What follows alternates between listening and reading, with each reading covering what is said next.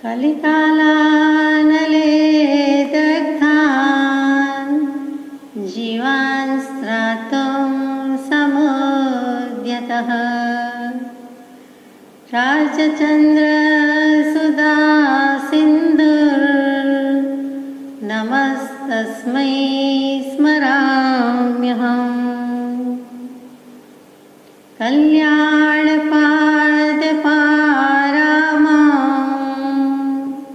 श्रुतगङ्गा हिमाचलम् विश्वाम्भोजरविन्देवं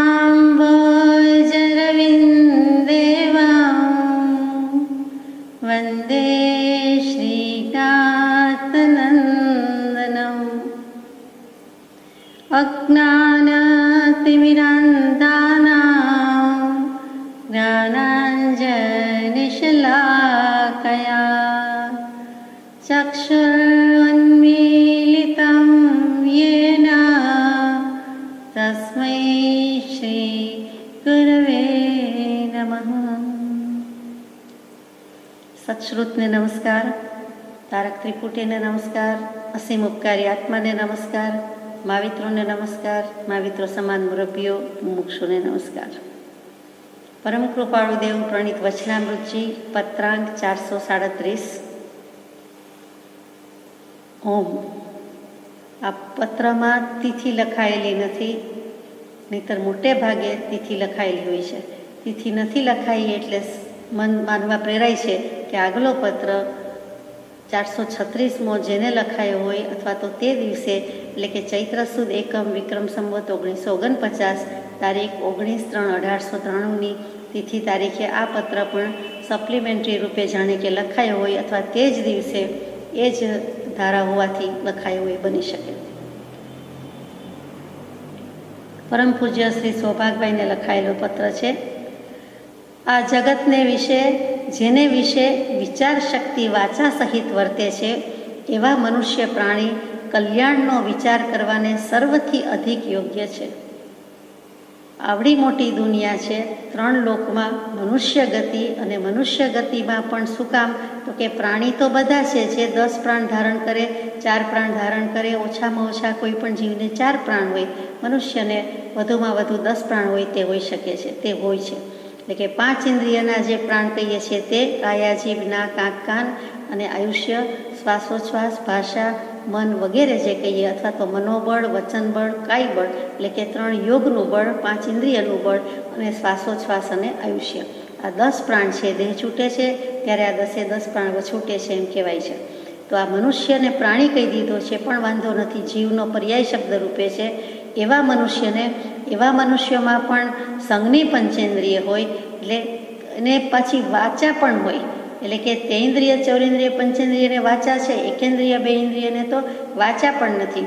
અહીંયા જેને વાચા સહિત વર્તે છે, એટલે કે વચનયોગ પ્રકાશી શકે એમ છે, બોલી શકે એમ છે, અને સાથે સાથે વિચાર પણ કરી શકે તેમ છે, એવા જે કોઈ છે તે કોણ છે તો આ તિર્યક લોકમાં, વચલા લોકમાં કોઈ જો કોઈ હોય તો મનુષ્યો છે, મનુષ્ય પ્રાણી છે।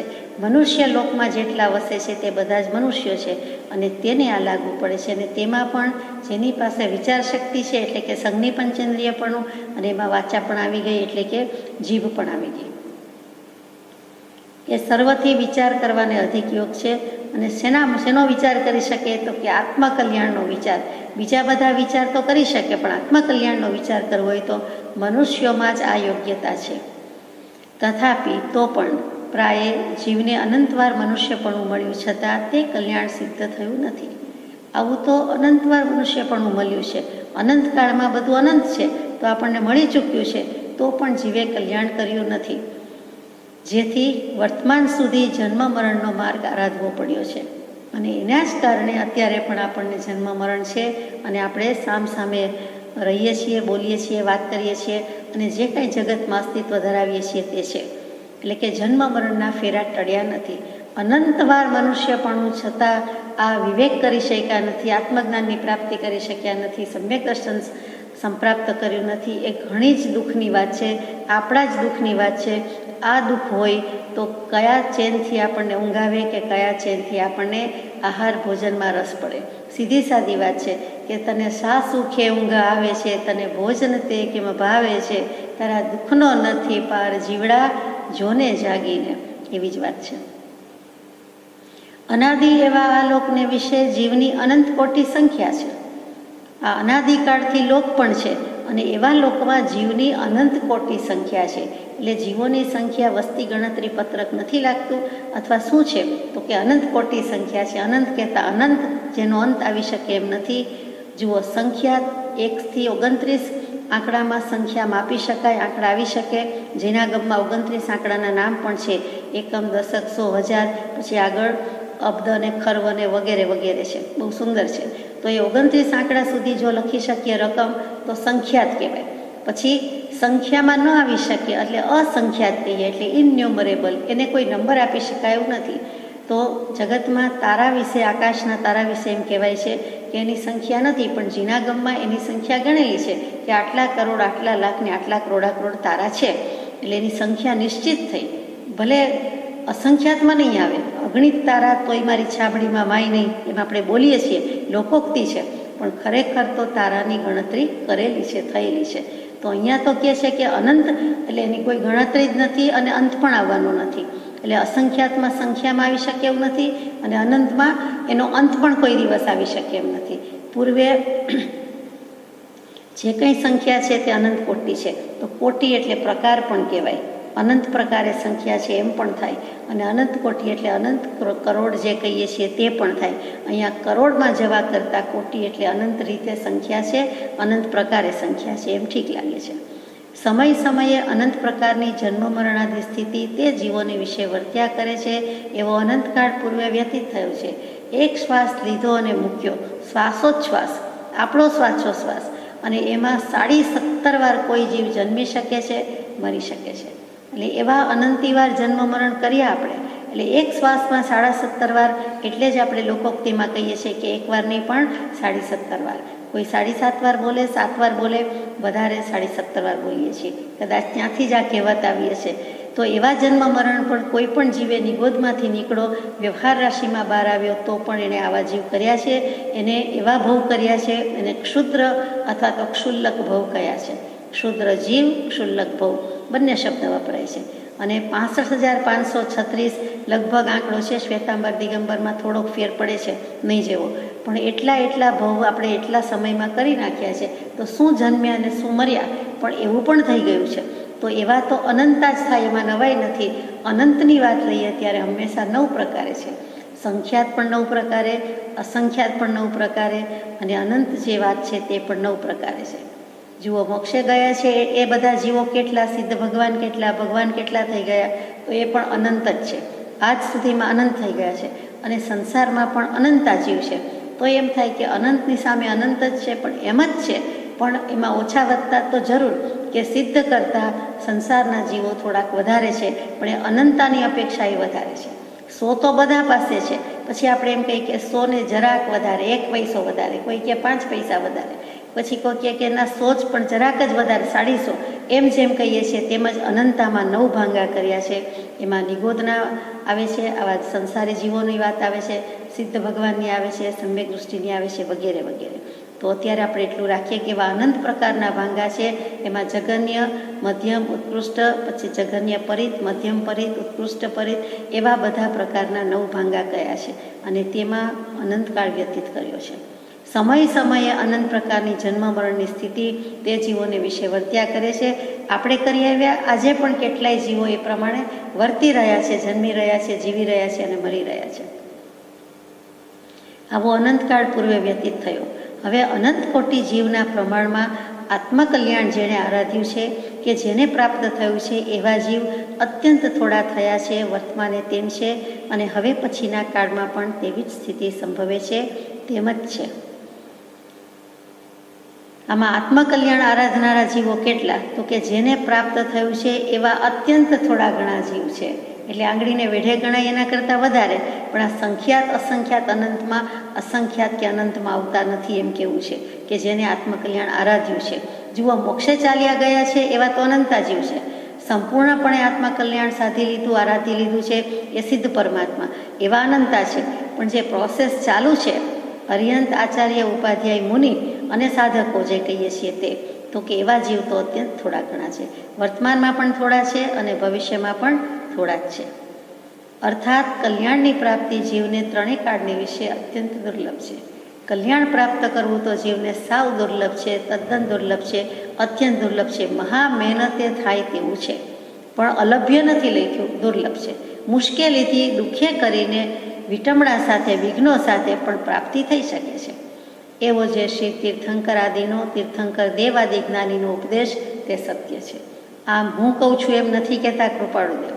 આમ શ્રી તીર્થંકર દેવની સાક્ષી લીધી, જાણે કે મહાવીર સ્વામી પાસે સાક્ષાત જાણ્યું, વાંચ્યું, સાંભળ્યું અને પછી યાદ આવેલું છે, અથવા તો યાદ જ છે, ભૂલી ગયા જ નથી. તે અદાથી લખે છે કે એવો જ્ઞાનીનો ઉપદેશ છે તે સત્ય છે. એટલે કે કેવલી પ્રરૂપિત તત્વ કે સર્વજ્ઞ પ્રણિત તત્વ સાચું છે. જીન પ્રવચન સાચું છે. નિગંથમ પાવ્યણમ સચ્ચમ અણુત્તરમ કેવલિયમ પરિપૂર્ણમ ન્યાવ્યમ સંશુદ્ધમ સલ્લકત્તણમ સિદ્ધિમગંગ મુક્તિમગંગ નિચ્ચાણમગંગ નિવાણમગંગ અવિતહમ અવિસંધિ. અવિતથપણે છે, સત્ય શબ્દ છે એટલે અવિતથ, અવિતથ એટલે સત્ય, ડાઉટલેસ ફેક્ટ છે, નેકેડ ટ્રુથ છે કે એસ્ટાબ્લિશ ફેક્ટ છે કે આમ જ છે, આ વસ્તુમાં ફેર નથી.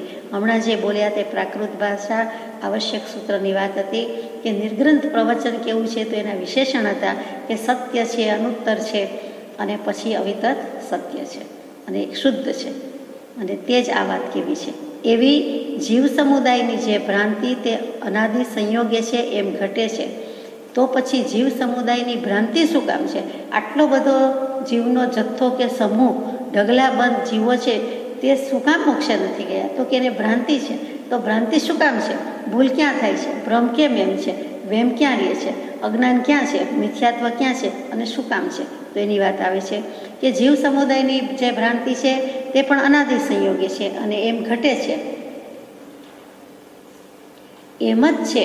પાછું લખે છે કે એમાં શંકા લાવવા જેવું નથી, એમાં સવાલ કરવા જેવું નથી. વસ્તુ સ્થિતિ આમ જ છે, નિયમ આમ જ છે, સિદ્ધાંત આમ જ છે.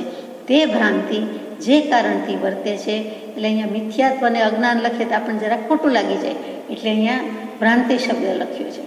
તે કારણના મુખ્ય બે પ્રકાર જણાય છે, એક પારમાર્થિક અને એક વ્યવહારિક. અને તે બે પ્રકારનો એકત્ર અભિપ્રાય જે છે તે એ છે કે આ બે કારણ વ્યવહારિક અને પારમાર્થિક બંનેનો એકત્ર અભિપ્રાય, એટલે કે સંયુક્ત અભિપ્રાય, અથવા તો ઇન જનરલ સામાન્યપણે, જે વ્યવહાર પરમાર્થના ભેદ પાડવા હોય તો પાડો, પણ જનરલી સ્પીકિંગ અથવા તો ઇન ટોટાલિટી જે કહેવું હોય તે એકત્ર અભિપ્રાય કે સંયુક્ત અભિપ્રાય જે છે તે એ છે કે આ જીવને ખરી મુમુક્ષુતા આવી નથી. મહેનત કરી, ભણ્યા, મોટા થયા, ઘણું બધું ભણ્યા, ઘણી બધી ફીઝ આપી, ઘણી બધી મહેનત કરી અને પછી રિઝલ્ટનો દિવસ આવ્યો ને રિઝલ્ટમાં ભગવાને કહી દીધું કે આ જીવને ખરી મુમુક્ષુતા આવી નથી, જાણે કે ફેલ કરી દીધા. પણ આટલું વાંચવા સાંભળવા મળે છે એટલે તદ્દન નાપાસ તો નથી. આપણને એટલા પુણ્ય તો છે કે જેથી કરીને આ સત્પુરુષ એના વચનામૃત, સદબોધ વગેરે છે, અને વળી નહીં જેવી કે કંઈક પણ રુચિ થઈ છે તો આપણને એટલી મુમુક્ષુતા આવશે, જરૂર આવશે. તો કે ખરી મુમુક્ષુતા આવી નથી. થોડીક કદાચ શરૂઆત થઈ છે, ખરી જે હોવી જોઈએ તે ખરા અર્થમાં હોવી જોઈએ, સાચી હોવી જોઈએ, સત્ય હોવી જોઈએ, અસંદિગ્ધ હોવી જોઈએ, તે નથી. કેવી હોય તો કહેવાય, જવાય પણ ખરું ને ન પણ જવાય, થાય પણ ખરું ને ન પણ થાય, એમ બે વચ્ચેની નહીં. તો કે વચ્ચેની છે એ આવી છે, ખરી જ આવી નથી. મુમુક્ષુતા શું? તો કે સર્વ પ્રકારની મોહાશક્તિથી મૂંઝાઈને એક મોક્ષને માર્ગને વિશે જ યત્ન કરવો તે મુમુક્ષુતા. એમાં સર્વ પ્રકારની મોહાશક્તિથી મૂંઝાયા નથી. કેટલીક આસક્તિ, કેટલીક મોહાશક્તિથી મૂંઝાયા, ગભરાયા. એ ગભરાહટમાં દુઃખ લાગ્યું અને સહન કરીને એમ થયું કે મોક્ષની વાત સાચી, ભગવાનની વાત સાચી, ધર્મ ધ્યાન જ કરવા જેવું છે. પરંતુ સંસારથી તદ્દન વિરક્તતા આવી નથી, એટલે જોઈએ તેવી મુમુક્ષુતા આવી નથી. સર્વ એટલે સર્વ પ્રકારની મોહાશક્તિથી મૂંઝાવવું જોઈએ. એક આટલો પરિગ્રહ ચાલશે, આટલો મોહ ચાલશે, આ એક આસક્તિની છૂટ એમ નહીં. એક જ વિકલ્પની છૂટ એ કહ્યું તો કે આ આત્મા આત્મજ્ઞાન ક્યારે પામે, સમ્યક દર્શન ક્યારે પામે, એવી જૂર્ણા થવી જોઈએ. માર્ગનું ભાન ક્યારે થાય, મોક્ષે કેમ જાઉં, મોક્ષના રસ્તામાં કેમ ચાલતો થવું કે રસ્તે પડી જાઉં, એ એક ભાવ અથવા એ એક વિકલ્પની છૂટ આપી છે કૃપાળુદેવે 194, 195 નંબરના પત્રમાં. બીજા કોઈ વિકલ્પની છૂટ આપી નથી. અને આપણે જે આસક્તિ મોહ રાખીએ છીએ તે શું, તો કે ઉપજે મોહ વિકલ્પથી સમસ્ત આ સંસાર, અંતર્મુખવ લોકતા વિલય થતા નિવાર. એટલે જે આસક્તિને મોહ રહ્યા છે એમાંથી નીકળી જવાનું છે. એક અક્ષર સત્ય પણ તે જીવમાં પરિણામ પામ્યું નથી. આજ સુધીમાં અનંતું ભણ્યા હશું, અનંત જન્મ લીધા તો અનંતવાર અભ્યાસય કર્યો હશે, અનંતવાર જીન દીક્ષા લીધી છે, બીજી દીક્ષા પણ લીધી જ હોય, બીજો સંન્યાસ પણ લીધો જ હોય, લીધો જ છે એમ ભગવાન કહે છે, તો ભગવાનનું કહેલું માનીએ છીએ. પણ એક અક્ષર સત્ય જીવમાં પરિણામ પામ્યું નથી. એટલે કે પરિણતિ આવી જોઈએ. ગમે તેટલું વાવ્યું ઉગાડ્યું પણ ફળ ઉગ્યું જ નહીં, એ કંઈ ફળ આવ્યું જ નહીં, એમ જે છે નિષ્ફળતાને પામ્યું એમ પરિણામ કહેતા. રિઝલ્ટ તો કે નતીજા ઠનઠન ગોપાલ, કંઈ જ પરિણામ આવ્યું નહીં.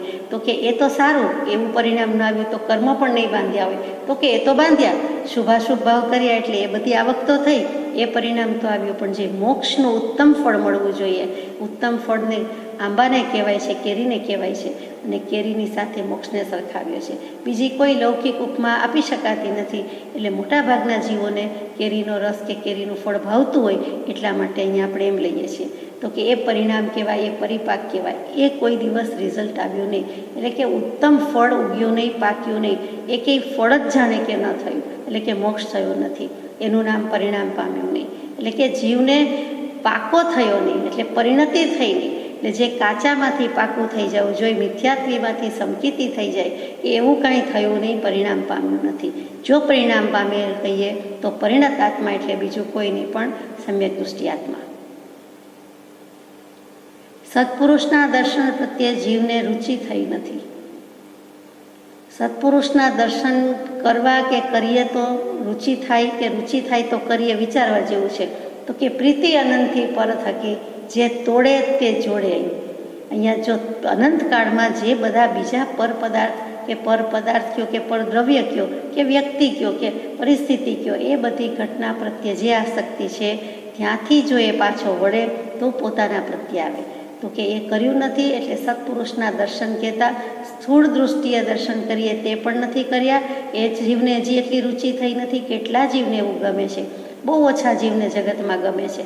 અને માનો કે સત્પુરુષના દર્શન એટલે શુદ્ધાત્માના દર્શન, પોતાને પોતાના આત્માના દર્શન થવા જોઈએ, અનુભવ થવો જોઈએ, ઓળખાણ થવું જોઈએ, પરિચય થવો જોઈએ. એવી રુચિ પણ કેટલા જીવને છે, એવી ભાવના પણ કેટલા જીવને છે. અહીંયા રુચિ કહેતા શ્રદ્ધા અને સમ્યક દર્શન, કે જેના દર્શનથી આપણને આપણું આત્મદર્શન થઈ જાય, જેના નિર્વિકલ્પ ઉપયોગમાં અનુસંધાન થતાં આપણો ઉપયોગ પણ નિર્વિકલ્પ થઈ જાય, તેવી રુચિને સમ્યક્ત્વ કહે છે. અને તે થઈ નથી. સાધારણ આપણે કહીએ કે મને વાંચવાની રુચિ થઈ છે, ગમે છે, તો કાંઈ ગમ્યું કહેવાય નહીં, કાંઈ રુચિ થઈ ન કહેવાય. ખરા અર્થમાં જો હોય તો જ લેખે છે અને તો જ ગણાય છે. જ્ઞાની પુરુષ થોડું ઘણું ગમે તેને રુચિ કહેતા નથી. તેવા જોગે સમર્થ અંતરાયથી જીવને તે પ્રતિબંધ રહ્યો છે. અને જ્યારે તેવો જોગ મળ્યો છે, સંયોગ મળ્યો છે, ત્યારે જીવને અંતરાય જ રહ્યો છે. અને અંતરાયને કારણે પ્રતિબંધ રહ્યો છે. કંઈક ને કંઈક વિઘ્ન આવ્યા છે. વૈરાગ્ય આડે વિઘ્ન ગણા, શુભ કામમાં 100 વિઘ્ન. એવી રીતે અહીંયા પણ પ્રતિબંધ જ છે. જીવને 4 પ્રતિબંધ છે, એમાં 2 પ્રતિબંધ તો પૂર્વભવના ઉદયથી લઈને જ આવેલા છે. પૂર્વ સંચિત કર્મ જે કંઈ છે તે વશાત 2 ઉદય તો 2 પ્રતિબંધ તો રહ્યા જ કરે છે. કુટુંબ પ્રતિબંધ છે તે, અને સ્વજન સંબંધી કહીએ છીએ તે, એ 2 પ્રતિબંધ તો એના છે જ. પણ સંકલ્પ વિકલ્પ અને દેહાભિમાન રૂપી પ્રતિબંધ છોડવા હોય તો આ ભવે ખુશીથી છોડી શકે છે. એમાં કોઈ આડે આવતું નથી, કેમ કે પોતાના જ ભાવ છે અને પોતે ભાવ કરવામાં સ્વતંત્ર છે. જેવી પરિણતિ કરવી હોય તેવી થાય. તો અત્યારે આ સમર્થ અંતરાઈ રહ્યો છે, બળિયો અંતરાઈ રહ્યો છે, પ્રબળ અંતરાઈ રહ્યો છે, કે સત્પુરુષની સન્મુખ પણ થઈ શકતો નથી. અને તેની સૌથી મોટું કારણ અસત્સંગની વાસનાએ જન્મ પામ્યું એવું નિજ ઈચ્છાપણું અને અસત દર્શનને વિશે સત્દર્શનરૂપ ભ્રાંતિ તે છે. જીવોએ પ્રયત્ન તો કર્યા છે, બધા જીવોએ નથી કર્યા એમ નહીં, ઘણા જીવો પ્રયત્ન કરે છે, પણ કારણનું પરિણામ જોઈએ તેવું આવ્યું નહીં. શું કામ નથી આવ્યું? તો કે સૌથી મોટું કારણ અસત્સંગ. એણે અસત્સંગ કર્યો છે, એટલે કે પોતે કાંઈક સવડીએ આવ્યો હોય, સન્મુખ થવા જતો હોય, ત્યાં પછી વચ્ચે પથ્થર આવી જાય, વિઘ્ન આવી જાય કે એમાં કંઈ જવા જેવું નથી, એની પાસે જવા જેવું નથી, એનું સાંભળવા જેવું નથી, એની પાસેથી કંઈ કલ્યાણ કરવા જેવું નથી, આ ધર્મમાં કલ્યાણ નથી, અથવા આ ભગવાન તો એવા હોય નહીં, અમે માનીએ છીએ બરોબર છે, આમાં તો કંઈ બરાબર નથી, એવી કોઈક અસત્સંગ થયો હોય ને એની વાસના, એની જે વાસિતપણું એટલે કે સંસ્કાર રહી ગયા હોય અને તેને કારણે પોતે સ્વચ્છંદમાં પરિણમી જાય. માંડ કંઈક ઈચ્છા થઈ હોય અને પરમાર્થનો ઉપાય કરતા હોય અને ત્યાં પછી સ્વચ્છંદ આવી જાય, નિજ ઈચ્છા આવી જાય. સ્વચ્છંદ નથી લખ્યું, નિજ ઈચ્છા જ રાખીએ કે બીજો કહે છે માટે એનું સાચું લાગે છે, સારું લાગે છે એમ કરીને પોતે છોડી દે. અને બીજું અસત દર્શનને વિશે સત દર્શન રૂપી ભ્રાંતિ છે, એટલે કે જ્યાં નથી કરવાનું ત્યાં કરવા જેવું લાગે છે. અસદગુરુને સદગુરુ કહી દે, જ્ઞાનીને અજ્ઞાની કહી દે, આવી બધી જે ભૂલ કર્યા કરે છે. સાચા દેવને ખોટા દેવ કહે, ખોટા દેવને સાચા દેવ કહે, જીવને અજીવ કહે, અજીવને જીવ કહે, એવા જે બધા મિથ્યાત્વના 25 પ્રકાર કયા છે તેમાં છે. તે જૈન દર્શન જેને મિથ્યાત્વ કહે છે ને તેને વેદાંત દર્શન ભ્રાંતિ કહે છે. બેમાં કોઈ જ ફેર નથી. ભ્રાંતિ ભ્રમ શબ્દ ઉપરથી ભમવું, રખડવું, ભૂલી જવું, વેમમાં પડવું, ભૂલામણીમાં જવું, તે જ ભ્રાંતિ છે અને તે જ જૈન પરિભાષાથી મિથ્યાત્વ છે. વેદાંતની વાત લેતા હતા, વેદાંત વિષયક પત્રોની, ત્યારે આપણે 5 ભ્રાંતિ કીધેલી હતી, સંઘ ભ્રાંતિ વગેરે. તો એ 5 ભ્રાંતિનો ભેદ ખુલી જાય, મર્મ મળી જાય તો આત્મા આત્મા જ છે. એવી જ રીતે મિથ્યાત્વ જતું રહીએ, કાઢી મૂકીએ તો સમ્યક દર્શન તો છે જ. આત્મા નામનો કોઈ પદાર્થ નથી એવો એક અભિપ્રાય ધરાવે છે. હવે અવતરણ ચિહ્નમાં વાત મૂકી છે. કૃપાળુદેવે જે કીધું છે તે કે કૃપાળુદેવ કહે છે એ જૈન દર્શન પ્રમાણે કહે છે, બરોબર છે, વિતરાગ દર્શનની વાણી છે. પણ બીજા જે કહે છે દર્શન, એ દર્શનને શું કહેવું છે તો કોઈ દર્શનનું નામ લીધા સિવાય કહી દીધું છે. બધા દર્શનની વાત મૂકી દીધી છે. પહેલું તો કે આત્મા નામનો કોઈ પદાર્થ નથી એવો એક વર્ગ એટલે કે એક અભિપ્રાય ધરાવે છે. આ ચારવાક નામના ઋષિ થઈ ગયા, જે બૃહસ્પતિનું પણ દર્શન કહેવાય છે. એ પણ ઋષિ કીધા છે. આ ઋષિ મુનિઓની કે સત્પુરુષોની, મહાપુરુષોની વિશાળ દૃષ્ટિ છે. આવું માનનારો વર્ગ છે, આવું માનનાર કેનાર ઋષિ હતા તો એનું પણ મત લઈ લીધો છે. બધા સંમત નથી છતાં એનો મત કન્સિડર કર્યો છે. એ એમની ઉદારતા છે કે આત્મા નામનો કોઈ પદાર્થ નથી. તો કોણ છે આત્મા? શું છે આત્મા? તો કે જે કંઈ શરીર છે, જે આ જીવ દેખાય છે તેનું શરીર એ પંચમહાભૂતનો બનેલો છે અને પંચમહાભૂતમાંથી જ બધું શરૂ થાય છે, ઉત્પન્ન થાય છે. જેવું પંચમહાભૂત છે તે પૂરા થાય છે, એટલે કે આયુષ્ય પૂરું થાય છે એમ કહેવાની બદલે પંચમહાભૂતનો નાશ થતાં તે જીવ કે શરીર કે દેહ કે જે હોય તે એનો પણ નાશ થાય છે. એટલે હકીકતમાં પુનર્જન્મ કે પૂર્વજન્મ છે એવું કાંઈ માનતા નથી. આ ભવ મીઠા તો પરભવ કેણે દીઠા એમ કરીને ખાઓ પીઓ ને લેર કરો. ઋણમ કૃત્વા ઘૃતમ પીવેદ, ઘી પીવો પણ કેવી રીતે? દેવું કરીને ઘી પીવો. એટલે બધું જ આજે લોનને ઇન્સ્ટોલમેન્ટ પર હોય તો એ આમ જુઓ તો એ ચારવાક દર્શન અત્યારે અસ્તિત્વમાં છે જ. કોણ કે નથી? USA વગેરે દેશોને વધારે લાગુ પડે છે, પણ લગભગ અત્ર તત્ર સર્વત્ર બધે જ છે. તો કે એ જે થિયરી છે એમાં એ તો એક પરિગ્રહની વાત આવી, સમૃદ્ધિની વાત આવી કે ટેસ્ટથી જીવો એમ વાત આવી. શું કામ? તો કે બીજો ભવ ક્યાં છે? અત્યારે જે મળ્યું છે મનુષ્ય ભવ થયા એ જ છે. પછી પૃથ્વી, અગ્નિ, જળ, વાયુ અને આકાશ, આ 5 મહાભૂત કયા, પંચતત્વ કયા, અને એના ઉપરથી જ પંચીકરણ રચાયું. તો કે એ 5 તત્વમાં એ વિલીન થઈ જશે, ભળી જશે. જેમ અંત્યષ્ટિ સંસ્કાર કરશે, અગ્નિ સંસ્કાર કરશે તો દેહનો થાય છે, શરીરનો થાય છે, એમ એ જીવ કે આત્મા પણ જતો રહે છે, બળી જાય છે. એમ કે એવું ઠીક નથી લાગતું, કારણ કે કેટલાક વળી બીજી રીતે એનો નાશ કરવા જાય છે, એટલે કે દાટવામાં આવે છે. તો કે ગમે તે કરો પણ આત્મા નામનો કોઈ પદાર્થ નથી. આ જે કંઈ છે તે શરીર છે અને એનો નાશ થાય છે. એટલે ચારવાક દર્શનની વાત ધીમેકથી મૂકી દીધી છે, પણ કૃપાળુદેવે નામ કોઈનું આપ્યું નથી. બીજું છે આત્મા નામનો પદાર્થ સંયોગિક છે એવો અભિપ્રાય કોઈ બીજા દર્શનનો સમુદાય સ્વીકારે છે. પહેલા પદની વ્યાખ્યા આવી ગઈ, આત્મા છે. નથી શું નથી? ચૈતન્ય સત્તાનો પ્રત્યક્ષ ગુણ જેને વિશે છે એવો આત્મા હોવાનું પ્રમાણ છે. એટલે ત્યાં પહેલા પદથી કૃપાળુદેવે રદિયો આપી દીધો, જવાબ આપી દીધો. પછી બીજી શંકા છે તેની વાત આવે છે કે આત્મા નામનો પદાર્થ સંયોગિક છે. એટલે જીવ નામનો પદાર્થ તો છે પણ સંયોગથી ઉત્પન્ન થાય છે. એટલે પશુ પક્ષી હોય તો તે નરમાદાનો સંયોગ અને મનુષ્ય હોય તો સ્ત્રી પુરુષનો સંયોગ. એવી રીતે સંયોગિક પદાર્થ છે. એટલે સંયોગ અને વિયોગ એ રીતે થાય છે. એમ કદી બનતું નથી. તો દરેક સંયોગ પછી જીવની ઉત્પત્તિ થવી જ જોઈએ એમ પણ નથી. અને અનેક સંયોગો પછી પણ જીવની ઉત્પત્તિ નથી થતી એ પણ જાણીએ છીએ. એટલે એમ તો કંઈ બનતું નથી, કોઈનો બનાવ્યો બનતો નથી. જીવને પોતાનું અલાયદું, અલગ, સ્વતંત્ર અસ્તિત્વ છે. જીવ કહેતા આત્માનું અસ્તિત્વ છે. એની શક્તિ જુદી છે.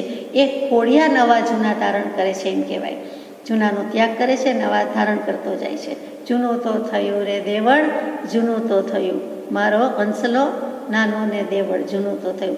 હંસા રાજા હંસલો આત્મા તો એમનેમ છે, અકબંધ છે, ગળીબંધ છે. એની વિકેટ પડી નથી. એ તો અજર અમર અવિનાશી છે. જુદા જુદા શરીર લીધા કરે છે.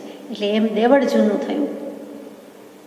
તો અહીંયા કહ્યું કે સંયોગ તો ક્યાં કોઈ દિવસ કોઈ પદાર્થના સંયોગથી આત્મા ઉત્પન્ન થાય છે એવું નથી. કેટલાક જીવો એવા છે સમૂળછેમ છે. નર માદા સ્ત્રી પુરુષની કંઈ જરૂર જ પડતી નથી અને પોતે આપોઆપ જ, જેમ કે ચોમાસાના દેડકા વગેરે અથવા કીડી મકોડા વંદા વગેરે, તો આપણને એમ દેખાય કે ઈંડા અને બચ્ચા, પણ એમ નથી. એમાં નર માદાના સંયોગ સિવાય એવી ઉત્પત્તિ, એવી હવામાન, એવું એને લગતું અનુકૂળ વાતાવરણ થવાથી એ કચરામાંથી જ જન્મી જાય છે. એટલે કે જે જૂ વગેરે છે, અગર તો જે જીવાતની વાત કરીએ છીએ, જીવોની વાત કરીએ છીએ, તેમાં નર માદા હોઈ શકે છે, પણ નપુંસક વેદ છે એ ન સ્ત્રી કે ન પુરુષ એવા છે.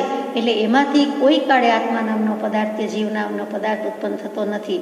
અને એ સિવાય પણ કોઈ સંયોગથી ઉત્પત્તિ થાય છે એમ તો છે જ નહીં. જો સંયોગ હોય તો તેનો વિયોગ, નામ તેનો નાશ થાય.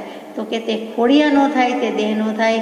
આત્મા નામના પદાર્થનો કદી નાશ થતો નથી. એટલે સંયોગથી જન્મતો નથી. એ અનુત્પન્ન એવો આત્મા છે. આત્મા કોઈથી ઉત્પન્ન થતો નથી. એ પણ કૃપાળુદેવે આત્મા છે, આત્મા નિત્ય છે. એ બીજા પદથી આ દલીલને પણ રદ્યો આપ્યો છે. આ દર્શનનો પણ જવાબ આપી દીધો છે. આપણે આત્મસિદ્ધિજીમાં 6 પદ ગાઈએ જ છીએ, એમાં બધું જ આવી જાય છે. તો અહીંયા આત્મા નામનો પદાર્થ સંયોગિક છે એવો અભિપ્રાય બીજું એક દર્શન સ્વીકારે છે, પણ એમ નથી. ત્રીજું દર્શન કહે છે કે આત્મા દેહ સ્થિતિ રૂપ છે, દેહની સ્થિતિ પછી નથી, એવો અભિપ્રાય કોઈ બીજા દર્શનનો છે. એટલે કે આત્માને દેહ છે ખરા, પણ દેહની સ્થિતિ પછી કોઈ આત્મા રહેતો નથી. એટલે કે દેહ પૂરો થયો, આયુષ્ય પૂરું થઈ ગયું, પછી એ આત્મા ગયો, એની કોઈ અસ્તિત્વ રહેતું નથી, એવું માનનારા પણ છે. જેમ કે બૌદ્ધ દર્શન છે તે શું માને છે કે દેહને આત્માને બધું ભલે બોલો, ભલે ગણો, પણ એ ક્ષણિકવાદમાં માને છે, એ શૂન્યવાદમાં માને છે. એટલે પછી કોઈ આત્મા જેવું રહેતું જ નથી. એટલે જૈન દર્શન તે વાતને એમ સ્વીકારે છે કે સમય સમયે પર્યાય પલટાય છે. એટલે એ અપેક્ષાએ શૂન્ય કહેવો હોય તો કહેવાય, પણ બાકી આત્મા નામનો પદાર્થ તો સ્વતંત્ર અસ્તિત્વ ધરાવે જ છે. જો શૂન્ય કહી દો તો આત્મા એ વખતે ગયો ક્યાં? આત્માનું અસ્તિત્વ ક્યાં રહ્યું? એ રહે ક્યાં? એટલે એ દલીલ પણ ઠીક લાગતી નથી. અને દેહની સ્થિતિ પછી નથી એનો બીજો અર્થ વેદાંત દર્શન કહે છે તેમ કે બ્રહ્મમાં ભળી જાય છે. માનો કે એક પણ દેહ લેવાનો નથી, સિદ્ધ બુદ્ધ મુક્ત થઈ ગયા, નિર્વાણ પામી ગયા, તો પછી અનંત બ્રહ્મ છે એમાં એક બ્રહ્મ ભળી જાય છે, અથવા એક બ્રહ્મ જ છે, મોટું જાણે કે બ્રહ્માંડ છે એવી રીતે એક જ તત્વ હોય તેમ. એટલે કે તે બ્રહ્મમાં બધું ભળી જાય છે, તો એમ પણ નથી. એક બ્રહ્મમાં અનંત બ્રહ્મ અથવા અનેક બ્રહ્મ કેવી રીતે ભળે? બધાનું આત્માનું અલાયદું અસ્તિત્વ છે, અલગ છે, અનોખું છે, તેમ જૈન દર્શન માને છે. એટલે કે દરેક આત્મા સિદ્ધ બુદ્ધ મુક્તપણે, સ્વતંત્રપણે ત્યાં અસ્તિત્વ ધરાવે છે. એકમાં બધા ભળી જતા નથી. પણ જ્ઞાન અપેક્ષા એ બધા સરખા હોવાથી, સમાન હોવાથી, એક પ્રકાશમાં બધાનો પ્રકાશ ભળી ગયો, એક જ્યોતમાં બધી જ્યોત વિલીન થઈ ગઈ, ભળી ગઈ, એમ કહેવું હોય તો કહી શકાય. પણ એનો પદાર્થ તરીકેનું અસ્તિત્વ તો એ ગુમાવતું નથી, છે જ. આત્મા અણુ છે, આત્મા સર્વવ્યાપક છે, આત્મા શૂન્ય છે, આત્મા સાકાર છે, આત્મા પ્રકાશરૂપ છે, આત્મા સ્વતંત્ર નથી, આત્મા કરતા નથી, આત્મા કરતા છે, ભોગતા નથી, આત્મા કરતા નથી, ભોગતા છે, આત્મા કરતા નથી, ભોગતા નથી, આત્મા જળ છે, આત્મા કૃત્રિમ છે, એ આદિ અનંત નહીં જેના થઈ શકે છે એવા અભિપ્રાયની ભ્રાંતિનું કારણ એવું અસત દર્શન તે આરાધવાથી પૂર્વે આ જીવે પોતાનું સ્વરૂપ જેમ છે તેમ જાણ્યું નથી. ફરીથી લઈએ, દરેક દર્શનને, દરેક નહીંને કૃપાળુદેવે લઈ લીધેલા છે. તો આત્મા અણુ છે, તો કેટલાક એમ માને છે કે અણુ, પરમાણુ, ઇલેક્ટ્રોન, પ્રોટોન બધું મળેલું છે, એનાથી વસ્તુ બનેલી છે, એમ આત્મા અણુ જેવડો છે, અથવા તો અણુ જ છે. તો એમ પણ નથી. વેદાંત દર્શનનું સુંદર વાક્ય છે કે અણો અણી રણિયાન, બરાબર. અણુથી પણ અણુ જેટલું નાનું છે, એટલે કે પરમાણુ જેટલું. તો કે એમ ત્યાં કહી દીધું મહતોમયયાન, એટલે કે મહાનમાં મહાન, મોટામાં મોટી વસ્તુ લાવો, એનાથી પણ આત્મા અમારો મહાન છે. તો અણુથી પણ સૂક્ષ્મ કેવો હોય તો કહેવાય, અને મોટામાં મોટો કોઈ ઓબ્જેક્ટ લાવો, વસ્તુ લાવો તો મહાનમાં મહાન પણ કહેવાય. એટલે કે સંકોચ વિસ્તારનો ગુણ હોવાથી જૈન દર્શન સમાધાન કરે છે કે બંને કહી શકાય કે નાનું રૂપ પણ ધારણ કરી શકે છે, નરી આંખે ન દેખાય એટલો નાનો પણ છે કે જેને આપણે જાણી શકતા, ઓળખી શકતા નથી, માત્ર કેવલી પ્રભુ દેખી શકીએ છીએ, કેમ કે એક પરમાણુનું પણ એમને જ્ઞાન છે એટલા માટે. તો અહીંયા આપણે જાણી શકતા નથી. તો આત્મા અણુ છે એમ કેવું ઠીક લાગતું નથી. આત્મા સર્વવ્યાપક છે, આ મોટી માથાકૂટ છે. વેદાંત દર્શન જેને સર્વવ્યાપકતા કહે છે એને વિતરાગ દર્શન સ્વપ્રકાશતા કહે છે. સ્વ પર પ્રકાશકતાનો પ્રત્યક્ષ ગુણ જેને વિશે છે એવો આત્મા હોવાનું પ્રમાણ છે. સર્વવ્યાપક એટલે એમ કહે છે કે 14 રાજલોકમાં બધે જ આત્મા રહેલા છે. એ અપેક્ષાએ તો વિતરાગવાણી પણ એમ જ કહે છે કે બધે ઠાંસીને જીવો ભરેલા છે, રહેલા છે, હવામાં પણ રહેલા છે વગેરે.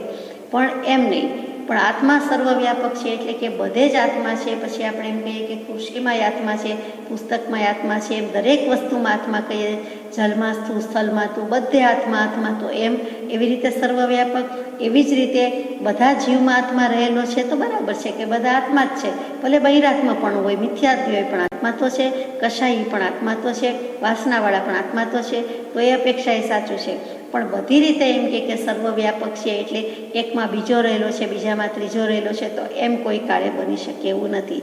એટલે ત્યાં વેદાંત દર્શન જે જ્ઞાન અપેક્ષા એ કહેતું હોય, વિતરાગવાણી તે અપેક્ષા એ સ્વીકારે છે કે જ્ઞાન અપેક્ષા એ આત્મા સર્વવ્યાપક છે. કેવલી ભગવાનનું જ્ઞાન, સિદ્ધ પ્રદેશ, સિદ્ધાત્માનું જ્ઞાન તો આપણે કહીએ કે 14 રાજલોકમાં ઘનીભૂત છે. એક પ્રદેશનું જ્ઞાન છે, જાણે કે બધા જ પ્રદેશે વ્યાપીને રહેલું છે. તે અપેક્ષા એ છે. વિષ્ણુ કહીએ છીએ, એમાં ઉ કહીએ છીએ, તો ઉ છે તે હંમેશા જ્ઞાનનું પ્રચારક કે મૂલક છે, એટલે કે એનો અર્થ જ્ઞાન જ થાય છે. તો ત્યાં એ અપેક્ષા એ કહેવાય. કેવલી સમજગાત કરે છે ત્યારે કેવલી પ્રભુનું જ્ઞાન 14 રાજલોકમાં પોતાના આત્મપ્રદેશ પ્રસારે છે, તો આત્માની સર્વવ્યાપકતા સાબિત થાય છે. બાકી તો જૈન દર્શન પ્રમાણે સ્વપર પ્રકાશકતા હોવાથી એ છે જ. એટલે કે જે વેદાંત દર્શન કહે છે તેવી રીતે આત્મા સર્વવ્યાપક નથી, આત્મા શૂન્ય છે. એટલે પાછું બૌદ્ધનો ક્ષણિકવાદ આવ્યો કે આત્મા જેવું કાંઈ નથી અને શૂન્ય જ કીધું છે, કે વચ્ચે જાણે કાંઈ છે જ નહીં. તો એવું નથી. જીવની દશા સમાધિ પહેલાં, નિર્વિકલ્પ પહેલાં થોડીક શૂન્યતા આવી જાય છે, પણ એથી કરીને આત્મા બહાર ગયો નથી, બહારગામ ગયો નથી, દેહ છૂટી જતો નથી. એટલે આત્મા શૂન્ય છે એમ સ્વીકારી શકાતું નથી. આત્મા સાકાર છે. આત્માને આકાર છે તો કોઈ એવો એક પદાર્થ કે જેને કંઈ આવો આકાર હોય, કોઈ જીવ જેવો, કોઈ જીવડા જેવો, કોઈ ઈયળ જેવો, કે માખી મચ્છર જેવો, કે કોઈ પદાર્થ જેવો, કે કોઈ પથ્થર જેવો, કે ગોળ, ત્રિકોણ, ચોરસ, વલયાકાર, એમ જે આપણે 6 આકાર મુખ્ય કયા છે એમાંનો કોઈ આકાર, તો એવી રીતે આત્મા આકાર વિનાનો છે. એવી રીતે એને કોઈ આત્માને આકાર નથી. બીજી રીતે કહું કે આકાર છે તો અપેક્ષા એ કહેવાય કે અત્યારે આપણે જે દેહમાન, હાઇટ, બોડી, વેઇટ લઈને બેઠા છીએ, જે સ્ટ્રક્ચર લઈને બેઠા છીએ, આપણે અગર તો સામા કોઈ પણ જીવ, તો એ બધા તે પ્રમાણે આપણે જોઈ શકીએ છીએ. એટલે સાકાર છે, એનો આકાર છે, એને મૂર્ત સ્વરૂપ છે અને આપણને દેખાય છે, અને એને આપણે દેખાઈએ છીએ. પણ એમ ગણાય નહીં. આત્મા સાકાર છે કહેતા આવી રીતે નથી. આત્મા અમૂર્ત છે, કથનચિત રૂપી અને કથનચિત અરૂપી છે. એટલે આત્માને અંશે સાકાર કયો અને અંશે નિરાકાર કયો તો ચાલે, પણ એમ નામ બે ધડક, બે ઝીઝક, એક વચન કહી દઈએ, કન્ક્લુઝન રૂપે કહી દઈએ, સ્ટેટમેન્ટ રૂપે કહી દઈએ તો ચાલે બાલે નહીં. આત્મા પ્રકાશરૂપ છે. તો કે ચંદ્રનો પ્રકાશ, સૂર્યનો પ્રકાશ, અગ્નિનો પ્રકાશ, બધાનો પ્રકાશ, પણ માનો કે કોઈનો પ્રકાશ નથી, ટોર્ચ પણ નથી, કાંઈ જ નથી, તો પણ દેખાય છે. તો કે જરા વાર પછી દેખાવા માંડે છે. અને આંખથી ન દેખાય તો પણ આત્મા પ્રકાશરૂપ છે. એટલે કે આત્માને પોતાનું જ્ઞાન છે એટલે પ્રકાશ છે, એમાં ના નથી. પણ એ આત્માની જ્યોતિ, સ્વયં જ્યોતિ સુખધામ એટલે પ્રકાશરૂપ છે. પણ આત્મા પ્રકાશરૂપ છે એટલે આપણને જે ધ્યાન વગેરેમાં અથવા તો એમ જ શાંતિથી બેઠા હોય એને પ્રકાશ જેવું દેખાય, ઝાંખી આવી જાય, લાલ પીળું દેખાય, મેઘધનુષ્યના રંગ જેવું દેખાય, તો એમ આત્મા પ્રકાશ રૂપે દેખાતો નથી. આત્મદર્શન, આત્મ અનુભવ બહુ જુદી વસ્તુ છે. આત્માને અનુભવવો એટલે જેવી તેવી વાત નથી. અહીંયા જે આત્મદર્શન છે તે કેવું નથી. આત્મા પ્રકાશરૂપ છે એટલે જે કોઈને એમ થાય કે પછી મને લાઇટ થઈ ગયું, એકદમ વીજળી જેવું લાગ્યું, ઝળાહળા થઈ ગયું, તો એ કંઈ આત્મજ્ઞાન થઈ ગયું એમ એની સાબિતી રૂપે નથી. આત્મા એમ પ્રકાશરૂપ નથી, એમ અગ્નિ જેવો નથી, દેખાતું નથી. પોતાના તેજસ શરીર પ્રવૃત્ત થાય છે, એક્ટિવેટ થાય છે, એટલે એની બોલબાલા છે, એટલે આપણને કેટલુંક લાલ પીળું દેખાય છે, પણ એમાં આત્મા પ્રકાશરૂપ છે અને ધ્યાન ધર્યું અને આત્માના દર્શન થઈ ગયા એમ નથી. આત્મા સ્વતંત્ર નથી એમ એક દર્શન માને છે કે જે કાંઈ કર્મો છે એના આધારે આપણે કઠપુતલીની જેમ ખેલવાના છે, નાચીએ છીએ. અપેક્ષા એ વાત સાચી છે, અંશે વાત સાચી છે, પાર્ટલી ટ્રુ છે, પણ તદ્દન એમ નથી. 5 સમવાય હોય ત્યારે જ વસ્તુની ઘટના ઘટે છે અને એ શ્રદ્ધા સમ્યક દર્શન સિવાય હોતી નથી. સમ્યક દૃષ્ટિ જેવું માની શકે છે કે 5 સમવાય ઘટે છે. બોલવામાં લખવામાં બધા કહે છે, પણ માનવામાં હકીકતે માન્યતા બદલાઈ ગઈ હોય અને સ્વીકાર કરી દીધો એ માન્યતાનો એવા તો બહુ ઓછા છે. અને તેટલે જ સમ્યક દૃષ્ટિને કીધું છે કે 5 સમવાયમાં માને છે. એકલું પ્રારબ્ધને ઢોળી દઈએ, એકલા કર્મ ઉપર ઢોળી દઈએ, એકલા સ્વભાવ ઉપર ઢોળી દઈએ, એકલી નિયતિ એટલે ભવિતવ્યતા હોનહાર પર ઢોળી દઈએ તો ચાલે નહીં. 5 વસ્તુ હોય તો થાય, જેમાં પુરુષાર્થ મુખ્ય છે. એટલે આત્મા સ્વતંત્ર નથી, નહીં, આત્મા જ સ્વતંત્ર છે. આત્મા દ્રવ્ય છે, દ્રવ્ય સ્વતંત્ર, એનો ગુણ સ્વતંત્ર, એની પર્યાય સ્વતંત્ર છે. દ્રવ્ય, ગુણ અને પર્યાય ત્રણેયનું સ્વતંત્ર પરિણમન ચાલુ થયા જ કરે છે. એટલે આત્મા સ્વતંત્ર છે. એમાં એ આત્મા ભાવ કરવામાં તો આત્માની સ્વતંત્રતા ન હોય તો કદી આત્માની આઝાદી મળે નહીં, મોક્ષે જવાય નહીં. આત્મા કરતા નથી, પછી બધું સાથે લઈએ છીએ, કરતા છે, ભોગતા નથી. ઘણા શુદ્ધ નિશ્ચય નહીંથી એમ કહી દે કે આત્મા ક્યાં કાંઈ કરે છે, જે ખાવું હોય તે ખાવું, પીવું હોય તે પીવું, આત્મા ક્યાં કરે છે, હું તો કાંઈ કરતો નથી. કોઈ બીજાને માર્યું હશે, કોઈ બીજાને વઢ્યા હશે, ઝઘડ્યા હશે, બીજાએ કંઈ કર્યું હશે, બીજો ભણ્યો હશે, બીજાએ ખોટા કામ કર્યા હશે, બીજાએ પૂજા વગેરે સારા કામ કર્યા હશે. એ તો દેહે કર્યું, આત્મા ક્યાં કંઈ કરે છે, તો એ ઉડાવ જવાબ છે. એટલે એ વાત પણ ઠરતી નથી, સાચી ઠરતી નથી. પછી આત્મા કરતા છે પણ ભોગતા નથી. એટલે આત્મા કંઈ કરે છે પણ એના ફળ ભોગવતો નથી, તો એ માની શકાય એમ નથી. આત્મા કરતા નથી, ભોગતા છે. આત્મા કંઈ કરતો નથી પણ ભોગવે છે ફળ, તો કર્યા વિના ભોગવે? જો પોતે કરી આવ્યો હોય તો જ થાય, વાવે તેવું લણે. એટલે એ પણ માન્ય નથી. આત્મા કરતાય નથી ને ભોગતાય નથી, તો કાંઈ નથી તો શું છે? તો કે સ્વભાવ પરિણતિ એ નિજ સ્વરૂપનો કરતા છે એમ કહેવું પડે. સ્વભાવમાં રહ્યો, મોક્ષમાં રહ્યો, મોક્ષ સ્વભાવમાં રહ્યો, તો એની પરિણતિ તો ચાલુ જ છે, તો એને કહેવું પડે. આમાં તો વાત બાકી રહી જાય છે, એટલે કે અધૂરી રહી જાય છે. આત્મા જળ છે, આત્માને કોઈ જળ કહેતું હશે? જળ ચેતન કદી એક થયા સંભવે? જળ તે જળ, ચેતન તે ચેતન. આત્મા ચેતન છે, માટે આત્મા જળ છે એ પણ માની શકાતું નથી. આત્મા કૃત્રિમ છે, એટલે કે બનાવ્યો બનાવાય છે, કુદરતી જ છે, અનુત્પન્ન એવો છે, અસંયોગી છે, અવિનાશી છે, એમ માનવાની બદલે મેન મેડ હોય એમ માને, તો એમ કંઈ કૃત્રિમ છે, એટલે કે નર માદા બનાવી શકે છે, કોઈ વ્યક્તિ બનાવી શકે છે, એવું છે જ નહીં. આત્મા એમનેમ બની શકતો જ નથી. એ આદિ અનંત નહીં જેના થઈ શકે છે, એવા અભિપ્રાયની ભ્રાંતિનું કારણ શું છે? આવું કેમ માને છે? તો કે અસત દર્શન છે તેને આરાધ્યું છે.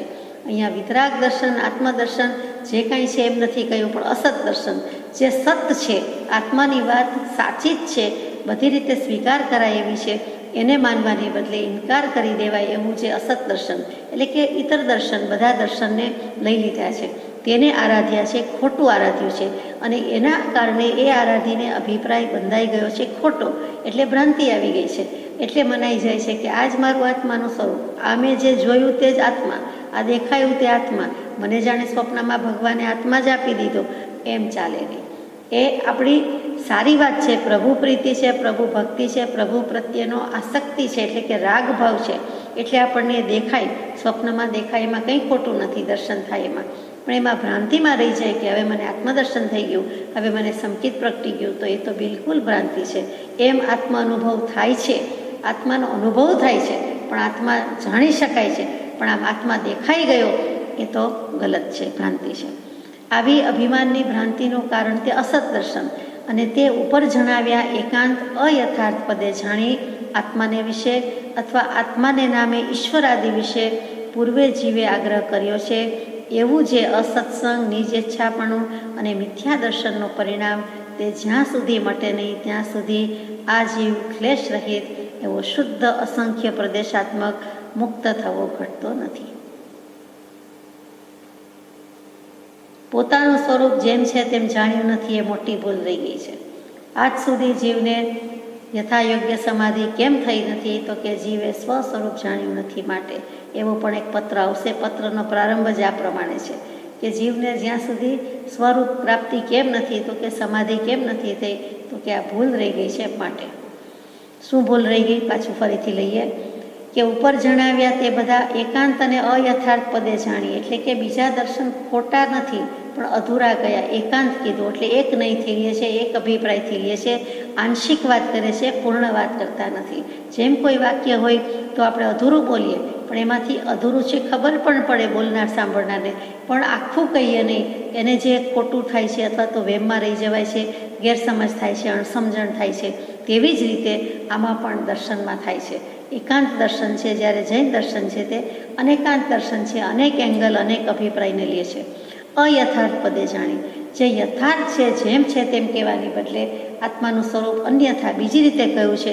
કારણ કે કહેનારે જ આત્માને જેમ છે તેમ જોયો, જાણ્યો કે અનુભવ્યો નથી, કેવળ જ્ઞાન નથી, અને એ સિવાય દર્શન પ્રણિપાત કર્યા છે, દર્શન પ્રરૂપિત કર્યા છે, એટલા માટે આ પ્રમાણે બની જાય છે.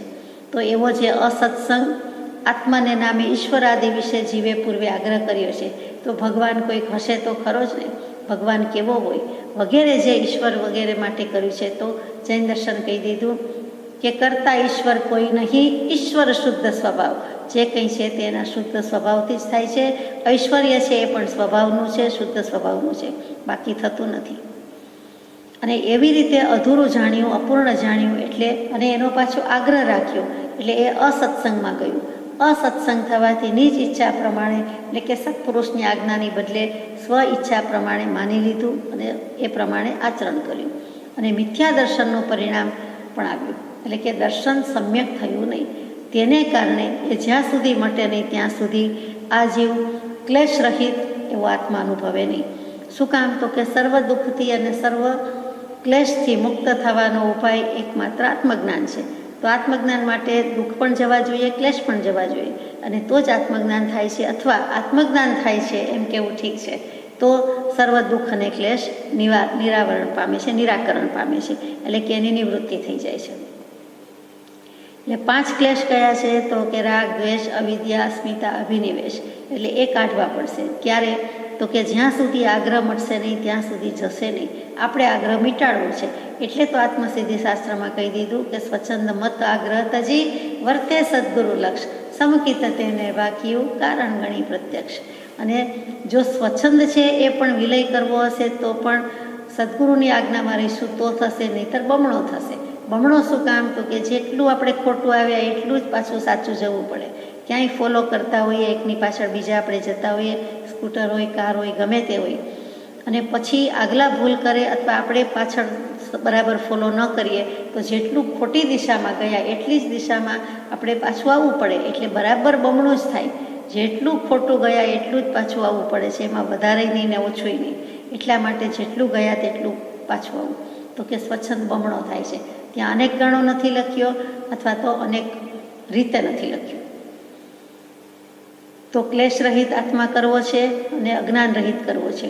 એવો કેવો આત્મા છે? શુદ્ધ અને અસંખ્ય પ્રદેશી, એટલે કે અસંખ્યાત આત્મા પ્રદેશવાળો છે. એક પ્રદેશ નથી, 2 પ્રદેશ નથી, પણ કોઈ પણ આત્માને અસંખ્યાત પ્રદેશી દ્રવ્ય હોવાથી અસંખ્યાત પ્રદેશો જ છે. કીડીના આત્માને જેટલા અસંખ્યાત પ્રદેશ છે, કીડી કરતાં પણ નાનામાં નાનું કૂંથવા જે નરી આંખે દેખાય છે, માંડ માંડ દેખાય છે, એવું જે જીવ એને પણ એટલા જ છે. અને જે નથી દેખાતા એવા જીવ છે એને પણ એટલા જ આત્મા પ્રદેશ છે, અને હાથીને પણ એટલા જ છે. અને 500 ફૂટ કે 1000 ફૂટ ઊંચા લાંબા ભગવાન થઈ ગયા એ બધાને પણ એટલા જ છે. અને 1 મેચના મનુષ્ય થવાના છે, થશે તો એને પણ એટલા જ આત્મા પ્રદેશ રહેવાના છે. એટલે એવો જે દ્રવ્ય છે એ મુક્ત થવો ઘટતો નથી. અને તે અસત્સંગ વગેરે ટાળવાને માટે સત્સંગ, જ્ઞાનીની આજ્ઞાનું અત્યંત અંગીકૃતપણું. હવે શું કરવું એ ઉપાય પણ આપી દીધો છે કે સત્સંગ, સત્સંગ ને સત્સંગ. પહેલો જ ઉપાય કયો કે અસત્સંગ ટાળવો છે તો સત્સંગ કરવાનો યોગ્ય છે. સત્સંગ એ સર્વ સુખનું મૂળ છે. મોક્ષમાળાના 24મા શિક્ષા પાઠમાં પહેલું જ વચન મૂકી દીધું કે સત્સંગ એ સર્વ સુખનું મૂળ છે. એટલે જો સત્સંગ મૂળિયું વાવીશું તો એમાંથી સુખ જ ઉગવાનું છે, બીજું કાંઈ ઉગવાનું નથી. એટલે કે સત્સંગ સર્વ સુખનું મૂળ છે, મોક્ષ સુખનું પણ મૂળ છે. અને સત્સંગ બ્રહ્મચારીજી લખે છે, પરમ પૂજ્ય બ્રહ્મચારીજી પ્રજ્ઞાબોધમાં, કે પહેલો, વહેલો અને સહેલો ઉપાય છે. જે કાંઈ આત્મજ્ઞાન કરવું હશે, મોક્ષે જવું હશે, તો સત્સંગને જ પહેલો ઉપાય કીધો, સહેલો કીધો અને વહેલો કીધો. અને એ કરીને શું થશે, તો કે એની સાથે સાથે જ્ઞાનીની આજ્ઞાનું અત્યંત અંગીકૃત પણ. અત્યારે જ્ઞાનીની આજ્ઞાને આપણે સ્વીકાર કરતા નથી, કરીએ છીએ તો અંશે નહીં જેવી કરીએ છીએ. અહીંયા તો અંગીકૃત કીધું છે. જેમ દીક્ષા અંગીકૃત કરીએ છીએ એવી રીતે કંઈ પણ ઓઢીએ છીએ તો આખા અંગ ઉપર ઓઢીએ છીએ, અને એકાદ વસ્તુ ઉપર ઓઢીએ છીએ.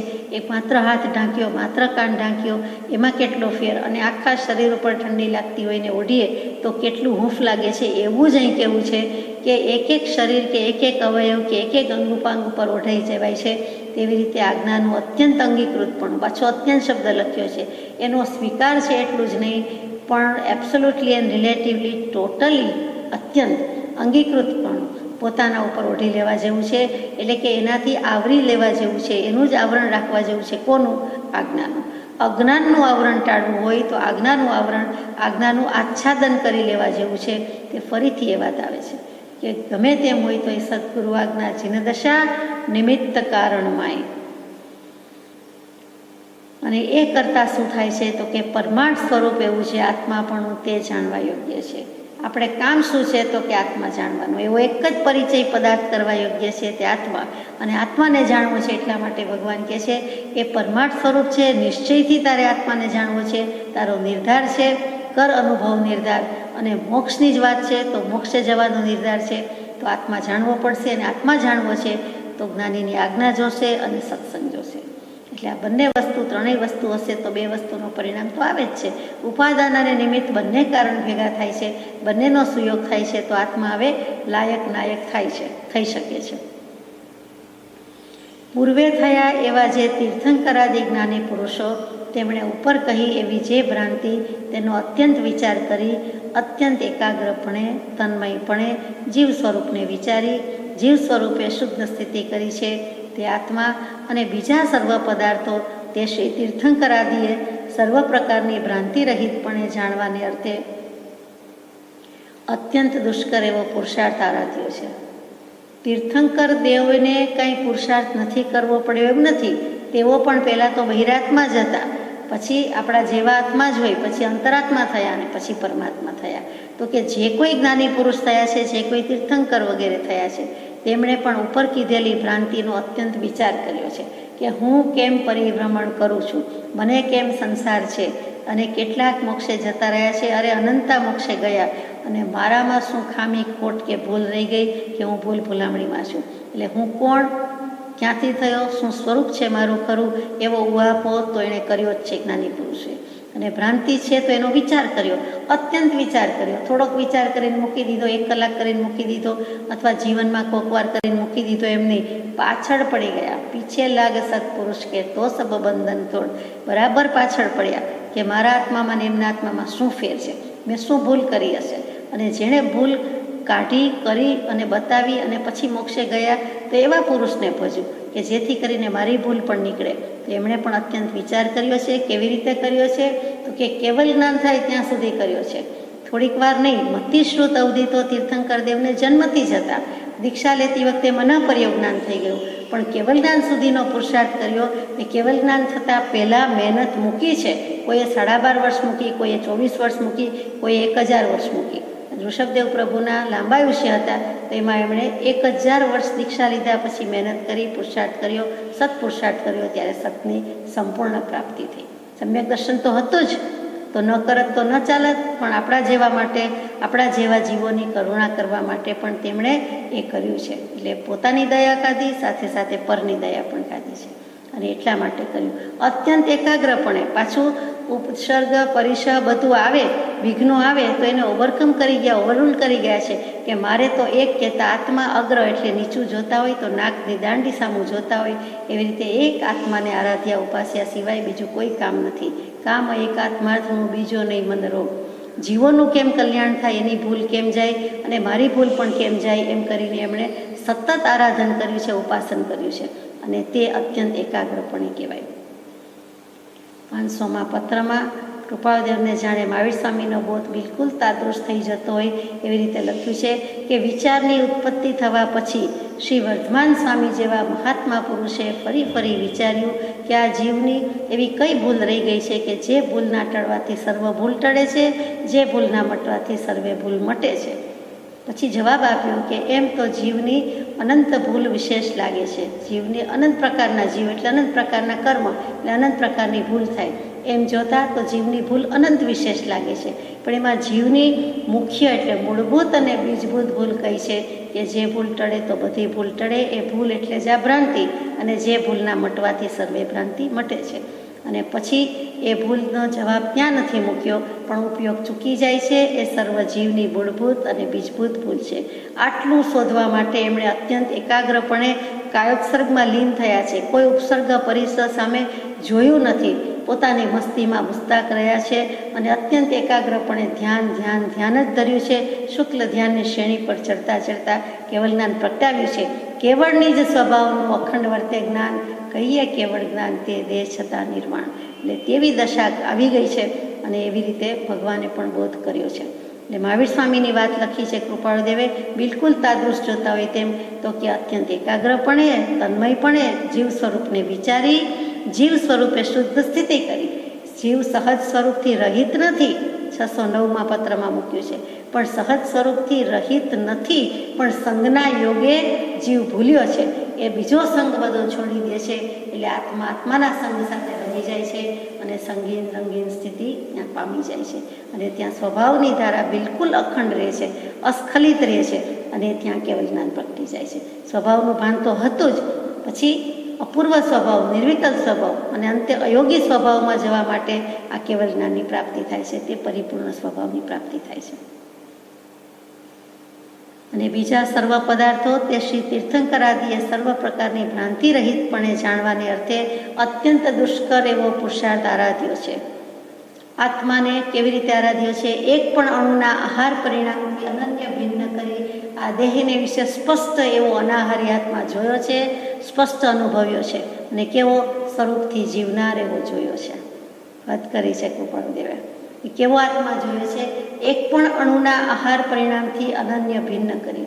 અણુનો આહાર, એક આહાર એટલે ભોજન કહીએ, કોઈ પણ આહાર કહીએ, ચોવિયાર કહીએ છીએ, અસણમ પાણમ ખાઈમમ સાઈમમ, ખાવાનું પીવાનું ચાટવાનું સ્વાદવાનું બધું આવી ગયું, તે ચોવિયાર. 4 પ્રકારનો આહારનો ત્યાગ. પછી એમાં મેવા મુખવાસ ન ચાલે, 500 પારી ન ચાલે, કોઈ પણ વસ્તુ ન ચાલે, એમાં પીવાનું પાણી ન ચાલે, એ છે ચોવિયાર કહીએ તેમ. તો અહીંયા કહે છે કે એવા કોઈ પણ અણુ લાવો. અણુ કહી દીધું, અણુ પરમાણુ એમ. અણી કે રજ કે કણ કે જે કયો તે, એના આહાર પરિણામથી અનન્ય ભિન્ન કરી, એટલે કે તેજસ શરીરથી ભિન્ન કરી. આ તેજસ શરીરનું કામ છે. જમે છે જીવ, પછી એને પચાવવાનું કામ કોણ કરે છે? અથવા તરત જ શરીરમાં ઉષ્માનો સંચાર થાય છે, સારું લાગે છે, ભૂખ લાગી હોય ને ભૂખનું શમન થાય તો હૂંફાળું લાગે છે, એ સ્ફૂર્તિ લાગે છે. એ શું કામ લાગે છે? તો કે આપણા તેજસ શરીરની દરેકના જે શરીરમાં તેજસ શરીર રહેલું છે એને પચાવવાનું કામ કરે છે, એની બોલબાલા છે, એને હિસાબે. એટલે એક પણ અણુના આહાર પરિણામથી અનન્ય ભિન્ન કરી. સીધું તેજસ શરીર લખ્યું નથી કૃપાળુદેવ. અને આહાર લેતા જે કર્મ બાંધીએ, શુભાશુભ ભાવ કરીએ તો એ કર્મણ વર્ગના છે. એટલે અહીંયા આહાર પરિણામમાં તેજસ શરીર પણ આવી ગયું અને કર્મણ શરીર પણ આવી ગયું એમ સમજાય છે. એનાથી અનન્ય ભિન્ન કરી, એથી જુદો જ આત્મા છે. મારા આત્માએ કાંઈ ખાધું પીધું નથી, એ ખાતો પીતોય નથી, એ માત્ર ભાવ કરી શકે છે, ભાવ કરવામાં સ્વતંત્ર છે.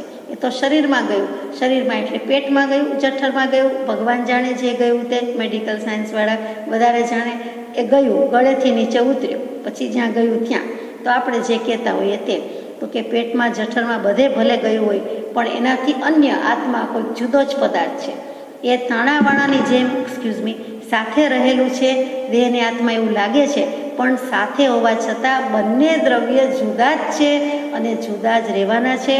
અને બંને દ્રવ્ય નિજ નિજ રૂપે સ્થિતિ થાય છે. ત્યારે સાચું કહેવાય કે જળચેતનનો વિવેક થયો. તો એવી રીતે આ દેહને વિશે સ્પષ્ટ એવો અનાહારી આત્મા જોયો છે. અનઆહારી આત્માનું સ્વરૂપ આહાર કરવાનું છે જ નહીં. આત્મા તો શુદ્ધ, નિરંજન, નિરાકાર, અવિનાશી, અમૂર્ત. જેટલા વિશેષણ લાવવા હોય એટલા લાવો, 1000 વિશેષણ ઓછામાં ઓછા થાય, પણ એથી આત્મા ને કંઈ જુદું જ છે, એને કંઈ આત્માને લાગુ પડતું નથી, એટલે આત્મા કંઈ ખાતો પીતો નથી. આત્માનું જે મૂળ શુદ્ધ પદ છે તે અનાહારી છે. એટલે આપણે ઘણીવાર પચખાણ ત્યાગ વ્રત નિયમ લઈએ ત્યારે કહીએ કે મોક્ષે જઈએ ત્યારે, એટલે કે અનાહારી પદની પ્રાપ્તિ કરવાને અર્થે, એટલે કે પછી કોઈ દિવસ જમવા પણ રહેતું જ નથી, આહાર સંજ્ઞા જ નથી, કેમ કે કાયા જ નથી એવું, એટલે કે શુદ્ધ પદ મોક્ષ પદ અનાહારી પદની પ્રાપ્તિ અર્થે આ ઉપવાસ કરું છું, એકાસનું કરું છું વગેરે વગેરે. તો એ અનાહારી પદ છે, આત્માનું શુદ્ધ સ્વરૂપ છે. અને એ કેવો છે આત્મા? તો જીવે છે શેનાથી? તો કે સ્વરૂપથી જીવનાર એવો આત્મા જોઈએ છે. આત્મા કંઈ ખાધે પીધે જીવતો નથી. કેટલાય જીવ 8 દિવસના ઉપવાસ કરી શકે, 30 ના કરે, 60 ના કરે, 6 મહિનાના કરી શકે છે, આ કાળમાં પણ કરી શકે છે. અને વર્ષો પહેલાં એ જમાનામાં એ તીર્થંકર દેવના સમયમાં 1 વર્ષ પણ ભૂખ્યા રહી શક્યા છે. ઋષભ પ્રભુ આ વર્ષની આ 1લી તારીખથી આવતા વર્ષનો 1લી તારીખ 1લો મહિનો જે આવે તો બરાબર 1 વર્ષ, અને અપેક્ષાએ 13 મહિના પણ ભૂખ્યા રહ્યા છે. તો એ અને ત્યારથી વર્ષી તપની શરૂઆત થઈ. તો એ રીતે પણ બની શકે છે. તો તે શું કહેવું છે કે તે પ્રમાણે છે? તો કે ના, એમ નથી. એનાથી જીવે છે. શ્વાસોચ્છ્વાસ વડે વળી જીવીએ, આહાર વડે વળી જીવીએ, કેવું અજ્ઞાન, અહોહો દેવ જીનેન્દ્ર મહાન. એ પણ બ્રહ્મચારી પ્રજ્ઞાબોધમાં સુંદર લખ્યું છે. તો આત્મા શેનાથી જીવે છે? જીવ કહીએ છીએ, પ્રાણ કહીએ છીએ, શેનાથી છે? તો કે આત્માના ભાવ પ્રાણ છે. અનંત જ્ઞાન, અનંત દર્શન, અનંત સુખ, અનંત વીર્ય, એટલે કે આત્માનું સ્વરૂપ, અને આત્મા એનાથી જીવે છે. દ્રવ્યથી, ક્ષેત્રથી, કાળથી, ભાવથી એનું સ્વરૂપ પામી શકાય, ઓળખી શકાય, પણ જે અનંત ચતુષ્ટય કીધા જ્ઞાન, દર્શન, સુખ, વીર્ય એ સ્વરૂપ છે, અને એના શુદ્ધ સ્વરૂપમાં એ જીવે છે. એમ જ્ઞાની પુરુષે જોયું કે મારો આત્મા તેવો છે, અને એના તે જ ભાવ પ્રાણ છે જે સિદ્ધ દશામાં પણ સાથે હોય છે, સાથે જ રહે છે.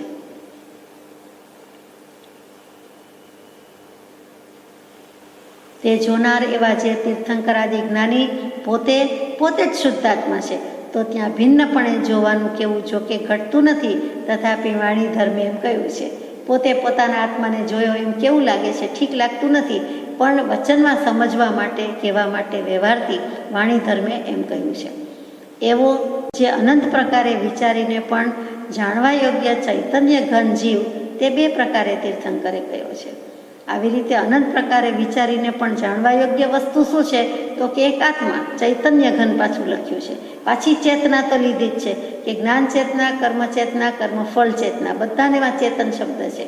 તો કર્મના ફળ તો ભોગવીએ જ છીએ, કર્મનો ઉદય પણ ચાલુ છે. તો કે એમ નહીં, એ કર્મ બંધાયા, એ કર્મફળ ચેતનામાં રસ નથી. હું તો મારા શુદ્ધ જ્ઞાન ચૈતન્યનો સ્વામી, અને મને તો એટલું જ ખપે, તો જીવ આત્મજ્ઞાની થઈ શકે, સમ્યક દૃષ્ટિ થઈ શકે કે હું શુદ્ધ બુદ્ધ ચૈતન્ય ઘન જ છું, પણ જીવ એટલું બોલવા પડતો કે ગાવા પડતો માની શકતો નથી. ગાય છે, બોલે છે, કહે છે, પણ માનવાનું આવે ત્યારે કે એમ તો કેવી રીતે કહેવાય? એમ તો હજી આપણે ચોખ્ખા નથી જ ને, અશુદ્ધ જ છીએ ને, રાગી જ છીએ ને, બધું બરાબર છે, પણ ભગવાને કીધું છે ને માન્ય કરીને કેવું છે ને, ક્યાં આપણા ઘરનું છે? ભગવાનના ઘરનું છે. પછી તો આપણે માન્ય કરી લેવા જેવું છે કે સ્વયં જ્યોતિ સુખદા, બીજું કહીએ કેટલું કર વિચાર તો પામ. આ પોતાની પાસે જ્ઞાન ન હોય, પોતાની જ્ઞાન ચેતના ન હોય, કોઈ જ્ઞાનનો અંશ ન હોય, તો કોઈ જીવની પ્રગતિ થાય જ નહીં. એટલે જ્ઞાન ચેતનાનો સ્વામી સમ્યક દર્શન થાય તો જ કહેવાય છે, નહીં તો કયો જતો નથી. તે 2 પ્રકારે તીર્થંકરે કહ્યો કે સત્પુરુષથી જાણી વિચારી સત્કારીને જીવ પોતે તે સ્વરૂપને વિશે સ્થિતિ કરે. સત્પુરુષથી જાણવું એમ જાણે સદગુરુ ઉપદેશથી રે, કયું જ્ઞાન તેનું નામ ખાસ, મૂળ માર્ગ સાંભળો જીનનો રે. સત્પુરુષે કીધું છે માટે મારે વિચારવા યોગ્ય છે. મારા મનની મરજીથી હું મરજીનો માલિક, અને વાંચી લીધું, જાણી લીધું, સાંભળી લીધું એમ ન ચાલે, સ્વચ્છંદ ન ચાલે. જ્ઞાની પુરુષે કહ્યું છે અને મારે માનવું છે. પછી વિચારે છે અને પછી સત્કાર કરે છે. એ કૃપાળદેવે સુંદર શબ્દ લખ્યો છે. સત્કાર એટલે સન્માન અને સત્કાર. તો આપણે આદર આપીએ છીએ કોઈને એટલે આદરવા જેવું, આચરવા જેવું. સત્કારવા જેવું એટલે શું? તો કે એ સત છે અને આપણે પણ સત થવાનું છે. સત કરવું, સાચું કરવું એટલે સાચો થવાનું કીધું. સાચો ક્યારે થાય? આત્મામાં સાચ ક્યારે પ્રગટે? સમ્યક દર્શન આવે તો, આત્મજ્ઞાન થાય તો. એટલે ત્યાં સત્કાર કરવાનો છે. પહેલાં અંગીકૃત કીધું, હવે સત્કાર કીધો છે. સ્વીકાર નથી કીધો, સત્કાર કીધો. સ્વીકાર તો પહેલાં જ આવ્યો કે જ્ઞાનીની આજ્ઞાને સ્વીકારવાની છે. પછી હવે સત્કાર આવ્યો કે હો હું શુદ્ધ આત્મા, પોતાના આત્માનું પોતે જ બહુમાનપણું કરે, પૂજ્ય ભાવ પ્રગટે તે. અને એમ કરીને જીવ પોતે તે સ્વરૂપને વિશે સ્થિતિ કરે. એટલે અહીંયા કૃપાળદેવે 609મા પત્રની વાત ધીમેકથી મૂકી દીધી કે સહજ સ્વરૂપે સ્થિતિ થવી તેને શ્રી વિતરાગ મોક્ષ કહે છે. સહજ સ્વરૂપે જીવની સ્થિતિ થવી તેને શ્રી વિતરાગ મોક્ષ કહે છે. સહજ સ્વરૂપથી જીવ રહિત નથી, માત્ર ભાન થવું અને તે જ સહજ સ્વરૂપે સ્થિતિ છે. એટલે ભાન થાય ત્યાં આપણે મોક્ષ સ્વરૂપ થઈ જાય છીએ. માટે ઉપકાર બુદ્ધિથી ગાઈએ છીએ, સદગુરુના ઉપદેશથી આવ્યું અપૂર્વ ભાન. નિજ પદ નિજમાં હિ લયું, દૂર થયું અજ્ઞાન. પદાર્થ માત્ર તીર્થંકરાદિ જ્ઞાનીએ વક્તવ્ય અને અવક્તવ્ય એવા બે પ્રકાર વ્યવહાર ધર્મવાળા માન્યા છે. કેટલીક આત્માની વાત કહી શકાય છે તે વક્તવ્ય છે, કેટલીક અવક્તવ્ય છે, કેટલીક કહી શકાતી નથી, માત્ર અનુભવી શકાય છે. અવક્તપણે જે છે તે અહીં અવ્યક્તવ્ય જ છે. જે નથી કહી શકાતું એ તો અહીંયા નથી કહી શકાતું. વક્તવ્યપણે જે જીવ ધર્મ છે તે સર્વ પ્રકારે તીર્થંકરાદિ કહેવા સમર્થ છે. એટલે આપણે 436મા પત્રમાં 4 પ્રકારના નમસ્કાર કર્યા કે અવ્યક્તપણે હોવા છતાં વ્યવહારે વક્તવ્યપણે જેટલું તીર્થંકર દેવે કહ્યું તેને આપણે નમસ્કાર કરીએ છીએ. તે સત્પુરુષના વચનને, ઉદ્દેશ વચનને વગેરે નમસ્કાર કરીએ છીએ. તે માત્ર જીવના વિશુદ્ધ પરિણામે અથવા સત્પુરુષે કરી જણાય એવો જીવ ધર્મ છે અને તે જ ધર્મ તે લક્ષણે કરી અમુક મુખ્ય પ્રકારે કરી તે દોહાને વિશે કહ્યો છે. એટલે કે સમતા રમતા ઉરતતા એ દોહા. અત્યંત પરમાર્થના અભ્યાસે તે વ્યાખ્યા અત્યંત સ્ફુટ સમજાય છે અને તે સમજાયે આત્માપણું પણ અત્યંત પ્રગટે છે. તથાપિ યથાવકાશ અત્ર તેનો અર્થ લખ્યો છે. સજાત્મ સ્વરૂપ.